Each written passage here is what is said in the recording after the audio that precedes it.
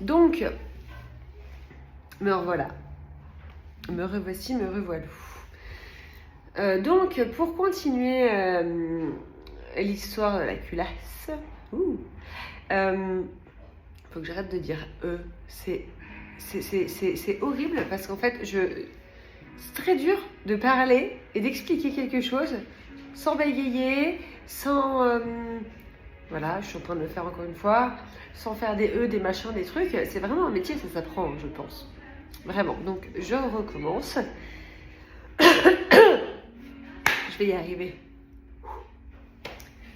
Pour continuer donc l'histoire de la culasse, donc effectivement, il faut qu'on change la culasse. Ce n'est pas changer un joint, c'est pas vraiment la même chose. Là, on entre dans le vif du vif. Moi, je m'y connais pas du tout, donc on apprend sur le tas. Hein. Donc c'est assez particulier. Donc nous recherchons donc une culasse. Alors, avant de se mettre à chercher la culasse en question, on a quand même contacté le vendeur parce que j'ai quand même acheté le camping-car chez un concessionnaire qui est sur Auxerre, exactement, enfin à côté, à Moneto. Bref, peu importe. J'ai acheté donc ce camping-car à un concessionnaire qui m'a quand même en gros apparemment le camping-car n'avait pas roulé depuis quand même une dizaine d'années. Il a eu 2 propriétaires, donc lui en gros a récupéré le camping-car, l'a remis on va dire en ordre et me l'a vendu. Donc nous l'avons contacté, Cédric l'a contacté parce que si moi je l'appelle, je pense que j'aurais été très mauvaise, je suis très mauvaise en appel, je suis meilleure à l'écrit. Je suis trop dans l'émotion, moi. Donc Cédric a appelé donc ce fameux garagiste et il n'était pas au courant, bien évidemment. Seulement, il ne veut pas dire qu'il est au courant. Mais voilà, admettons, il est de bonne foi, il n'est pas au courant. Il ne savait pas qu'il y avait eu des travaux d'aussi grande envergure qui avaient déjà été effectués sur le camping-car parce que comme je le dis bien, le joint avait donc déjà été changé et lui ne l'avait pas stipulé et ne m'a pas fourni les factures qui le stipulent non plus. Donc il n'était pas au courant. Bien évidemment, vu que nous avons ouvert le camping-car avec l'aide donc de Michael, qui n'a pas d'entreprise particulière, il nous a aidés comme ça à titre personnel. Donc pas de facturation, nous ne l'avons pas amené chez un garagiste. Donc forcément, le mec de la concession a joué là-dessus en disant que la garantie sautait parce que ce n'était pas lui qui l'avait ouvert, que ce n'était pas un professionnel, donc que ce n'était plus valable. Soit. Mais qu'il pouvait quand même nous faire un geste commercial et nous envoyer une culasse. Parce que, comme de par hasard, il a la culasse. Pile poil la culasse qui va avec mon camping-car. C'est incroyable. C'est des pièces qui ne sont plus du tout fabriquées depuis X temps, qu'on ne trouve pas comme ça. Mais lui, il l'a. Franchement, incroyable. Il nous dit qu'elle est nickel, que voilà. Donc, on fait un pacte un peu avec lui, on pactise un peu avec lui, on dit ok, trop bien, voilà. Mais lui, par contre, en échange, il veut qu'on lui renvoie l'ancienne culasse.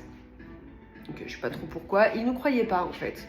Donc, avant de nous envoyer celle que lui possédait, il voulait absolument avoir le rapport de moteur et culasse. Ce qu'on a fait, donc, du coup. Et on lui a quand même demandé donc qu'il nous envoie des photos de la culasse en question que lui nous proposait avant de nous l'envoyer, histoire aussi qu'on voit. Et puis, on voulait aussi confirmer avec notre mécano qui nous aidait, voilà. Donc quand il nous a envoyé donc les photos, donc je vous les mets là, voilà. Et la culasse en question présente les mêmes fissures que celles que j'ai actuellement sur la mienne. Donc, bien évidemment, il nous a dit que c'était pas grave, que ça risquait rien. Alors moi je veux bien, hein, c'est bien sympathique, hein, ça risque rien, d'accord, mais bon, ça risque rien aujourd'hui. Dans 4000 km, qu'est-ce que ça va donner? Parce que moi je vais pas faire ça et puis dans 4000 ça repète. Hein.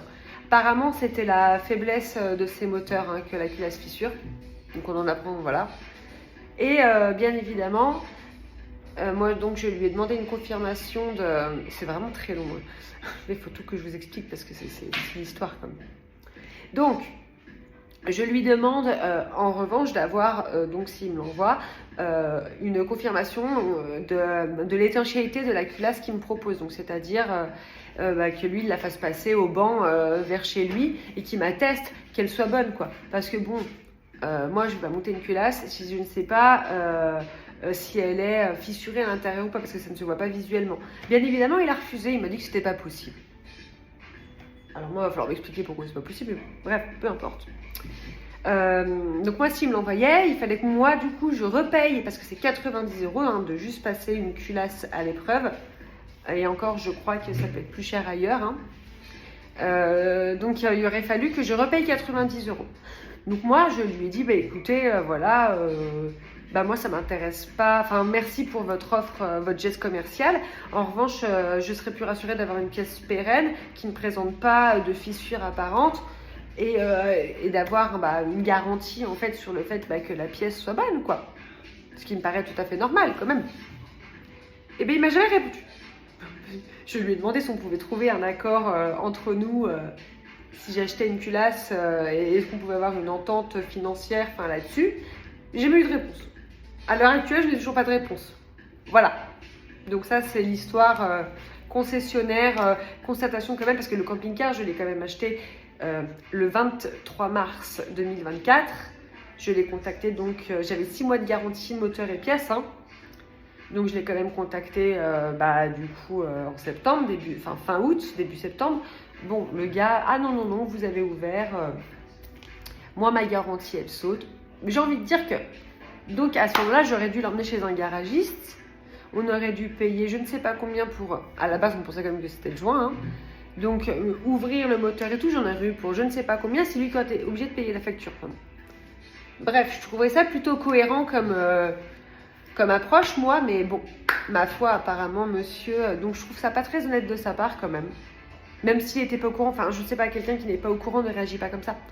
Puis il dit pas, oui, si j'avais su, je vous l'aurais pas vendu dans l'état, je l'aurais envoyé en Afrique. Bah, sympa pour les Africains. Bref, non, mais... je sais pas, je trouve ça pas... Enfin bref, moi je suis commerçante, il m'arrive un truc comme ça, je réagirai pas comme ça. On a donc cherché à se procurer, à acheter une culasse. Donc encore une fois, merci les réseaux. Hein. J'ai encore du coup trouvé grâce au groupe de Facebook, les groupes J5, C25 mécanique, pièces détachées, etc. J'ai trouvé un gars qui a une entreprise sur Clermont-Ferrand, qui est rectifieur. Et donc il y avait 2 culasses qui correspondaient à ce que j'avais besoin à vendre. Donc il m'en a vendu une. Et il m'a donc, il m'a tout fait, donc la totale. J'ai pas la facture sous les yeux, mais il l'a rectifié.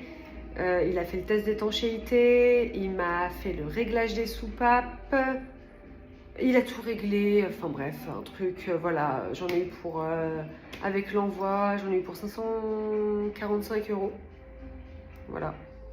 Et j'aurais bien voulu que monsieur me règle au moins la moitié, mais bon, peut-être qu'un jour il réglera la moitié.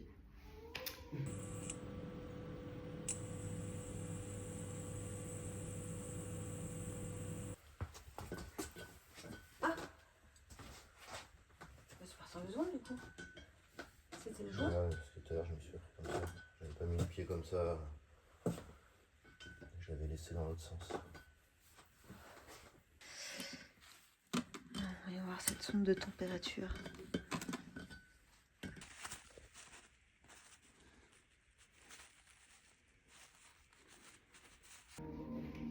Et je reviens sur le fait que le concessionnaire donc avait une culasse. Bon, moi j'ai préféré du coup en acheter une ailleurs. Mais je reviens quand même sur ce petit fait là que lui avait la culasse en question. Moi, voilà, bizarrement, oui, parce que je suis au salon coiffure, j'ai ma cliente qui est juste à côté, du coup, elle est avec moi, c'est très rigolo. Bizarrement, du coup, moi, mon intuition et ce que je me dis un petit peu, c'est que finalement, il aurait voulu, en fait, comme il m'a dit par les messages, j'aurais dû l'appeler avant de faire quoi que ce soit. Ce qui est tout à fait normal, bien évidemment. Bon, il est quand même à 500 bornes d'ici. Moi, je me suis dit, je vais quand même pas l'appeler et affoler la terre entière si c'était rien. Bon, je voulais quand même être sûre avant de l'appeler. Voilà. Là, j'ai les sûrs, du coup. Ben moi, je pense qu'en fait, il aurait voulu que je l'appelle. Certainement, j'aurais dû soit monter mon camping-car chez lui, ou alors, il l'aurait fait tracter. Et puis, ben, il l'aurait fait lui. Parce que je pense que pertinemment, il le savait. Et qu'en fait, il avait cette culasse-là en attente de mon appel. Et il m'aurait foutu sa culasse pourrie. Puis bah moi, oh, une fille. Bon, il y a quand même mon mec qui est derrière. Et puis mon beau-frère, quand même, mon frère, c'est vrai qu'il est quand même ancien mécano. Pendant plus de 10 ou 15 ans chez Volkswagen. Enfin, je veux dire, on n'est quand même pas non plus à la rue. Hein. Mais, donc, je pense qu'en gros, clairement, lui, il m'aurait fait le changement. Et puis, bah, ni vu ni connu. Et puis voilà, Mimi, elle serait repartie pendant 5, 10, 15 000, j'en sais rien, kilomètres, et puis ça aurait répété. Mais sauf qu'il n'y aurait plus du tout eu de garantie à ce moment-là, il n'y aurait rien eu. Et voilà, et là, ça l'emmerde. Ça l'emmerde parce que j'ai ouvert, et parce que j'ai vu, et parce qu'il m'a envoyé les photos de sa culasse, et qu'il sait très bien que c'est de la merde. Bref, passons, c'est pas grave. Moi, je pense que les gens qui sont pas honnêtes dans la vie, de toute façon, ils payent toujours. Voilà. Donc, du coup, nous avons donc trouvé cette culasse. Et eh bien, suite à ça, nous avons donc fait remonter la culasse par notre mécano. Bien évidemment, il y a quand même beaucoup de choses qui rentrent en facteur. Hein. Il y a beaucoup de commandes que j'ai dû faire. Chercher les pièces, c'était très compliqué parce que c'est des moteurs qui sont plus du tout fabriqués. Ça devient de plus en plus rare. Les casses ont été pas mal dévalisées par les gens qui font de l'achat et revente de pièces. Donc c'est assez compliqué. Vous allez trouver, par exemple, il me manquait par exemple ce qu'on appelle les joints d'injecteurs anti-incendie. Il me manquait ça, donc c'est 2 petites rondelles comme ça, avec des rondelles en cuivre, enfin bref voilà. J'en ai trouvé à 2 rondelles 58 €. Bon, alors je vais pas payer 58 balles de rondelles, sachant qu'il m'en fallait 4. Je vais pas payer 100 balles de rondelles. Bref, donc voilà, Cédric a cherché sur les forums. On est allé, on a geeké à mort sur les gens passionnés de C25, de nani nana. On a cherché, puis on trouve des liens. Et voilà, j'ai trouvé un paquet à 8 €. Yes! J'en ai commandé 2. Comme ça, j'en ai un rab au cas où. Donc, Michael et Cédric et Sarah, du coup, qui est la femme aussi de Michael, du coup, si vous regardez la vidéo, du coup, merci encore du fond du cœur. Ont donc remonté la culasse. Donc ils ont quand même commencé à 9h30 du mat et on a fini à minuit et demi. Donc je sais pas, enfin voilà. Très très long. Attends, je mets le préchauffage. Ok, c'est bon? Vas-y.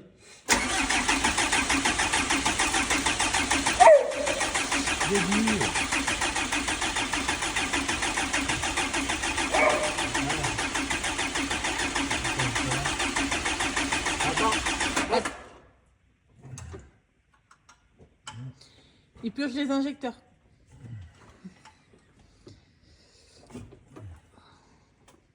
Remets le contact. Ouais. Préchauffe. Ouais. Et quand c'est bon, tu y vas.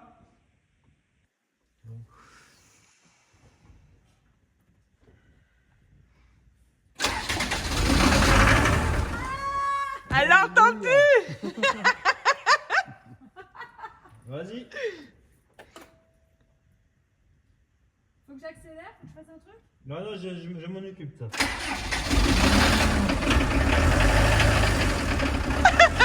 Et donc le camping-car a démarré.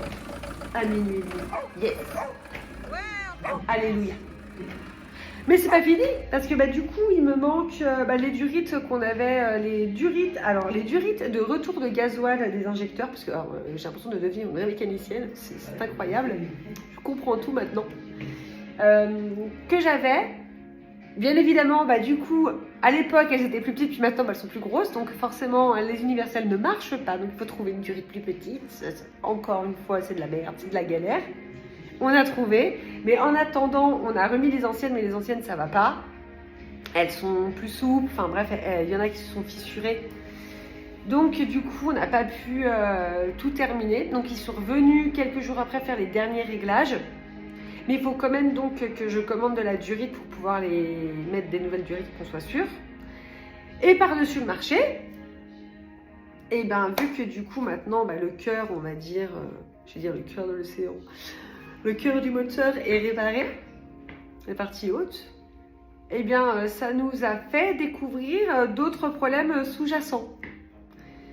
Donc il s'avère que quand j'ai démarré et que on faisait tourner les 15 minutes de chauffe pour la première passe de réglage de la culasse, à un moment je me baisse la tête et je vois que j'ai du liquide qui coule sous le vide-poche passager, sous mes commandes. Il n'y a pas beaucoup de commandes avec un C25, attention, hein, mais sous mon tableau de commandes de chauffage et tout, je vois qu'il y a du liquide qui coule et je me dis putain, mais c'est quoi ça? Alors moi je ne savais pas du tout. Donc Mickaël est arrivé à la rescousse avec Sarah et ils m'ont expliqué que du coup en fait c'était mon chauffage d'habitacle qui devait certainement avoir un problème. Peut-être bouché ou percé ou je ne sais quoi. Mais j'avais donc du liquide qui coulait. Donc bien évidemment, nous ne pouvons pas rouler avec le camping-car avec du liquide qui coule dans l'habitacle, sachant que c'est du liquide de refroidissement parce que le chauffage fait partie du circuit de liquide de refroidissement, je ne savais pas. Donc on a deux solutions, soit il faut qu'on change le chauffage, qu'on répare la pièce, mais qui apparemment là du coup c'est un peu la loose, elle est fragile, ça se trouve plus. Donc on va changer le chauffage complet, notre mécano en a un en rab, donc du coup trop bien, on va pouvoir lui acheter, il va pouvoir nous le changer. Ou alors sinon on pouvait carrément fermer le circuit de chauffage, mais ça veut dire que du coup on n'aurait pas eu de chauffage. Bon, moi je compte me servir de mon camping-car quand même l'hiver aussi. On a prévu d'aller rider avec, de s'en servir tout le temps. Donc j'ai quand même besoin de me réchauffer un peu. Donc voilà où nous en sommes actuellement. Et nous attendons la suite avec impatience. Et si vous voulez, vous, avoir la suite aussi, je ne peux pas poster ça sur d'autres plateformes que YouTube parce que c'est trop long. Donc n'hésitez pas, je vais faire comme tous les youtubeurs, à vous abonner, à mettre un pouce et je vous dis à la prochaine. Ici. C'est tout. Vas-y, tu peux redémarrer s'il te plaît. Oh là là là là là là, qu'elle est belle, mais qu'elle est belle! Elle est de 89. Elle a mon âge. C'est où la date? Eh bien, 89. 13 octobre 89. Oh putain, il y a l'autre qui se route.